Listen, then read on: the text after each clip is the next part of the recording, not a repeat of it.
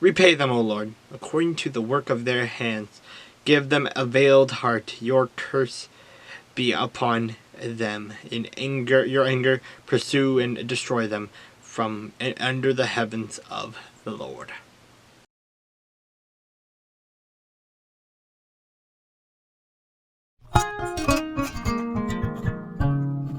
And Ahab told Jezebel all that Elijah had done, also how he had executed all the prophets with the sword.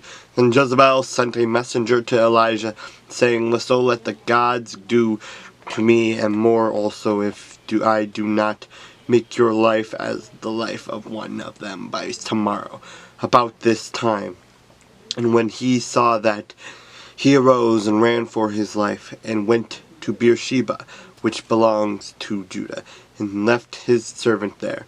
But he himself went a day's journey into the wilderness, and came and sat down under a broom tree, and he prayed that he might die.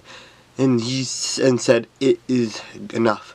Now, Lord, take my life, for I am no better than my fathers. Then, as he lay and slept under a broom tree, suddenly an angel touched him, and said to him, Arise and eat. Then he looked, and there by his head was a cake baked on coals and a jar of water. So he ate and drank, and lay down. And the angel of the Lord came back the second time, and touched him, and said, Arise and eat, because the journey is too great for you.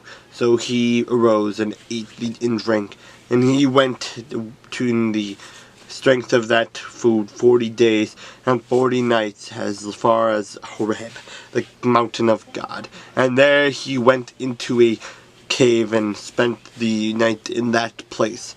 And behold, the word of the Lord came to him, and said to him, What are you doing here, Elijah? So he said, I have been very zealous for the Lord of God of hosts, for the children of Israel have forsaken your covenant, torn down your altars, and killed your prophets with the sword. I alone am left, and they seek to take my life. Then he said, Go out and stand on the mountain before the Lord. And behold, the Lord passed by, and a great and a strong wind tore into the mountains, and broke the rocks in pieces before the Lord. But the Lord was not in the wind. And after the wind, an earthquake. But the Lord was not in the earthquake. And after the earthquake, a fire. But the Lord was not in the fire. And after the fire, a still small voice.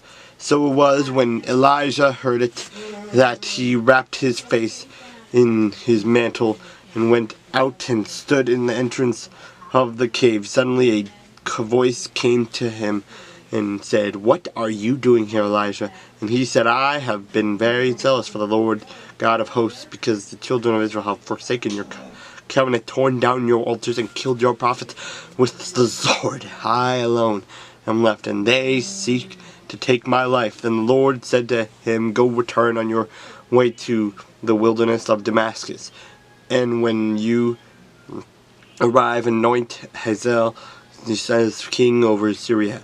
Also you shall appoint Jehu the son of Nimshi as king over Israel, and Elisha the son of Shaphat of Abel Melolah, and who you shall anoint as prophet in your place. It shall be that whoever escapes the sword of Hazael, Jehu will kill, and whoever escapes the sword of Jehu, Elisha will kill.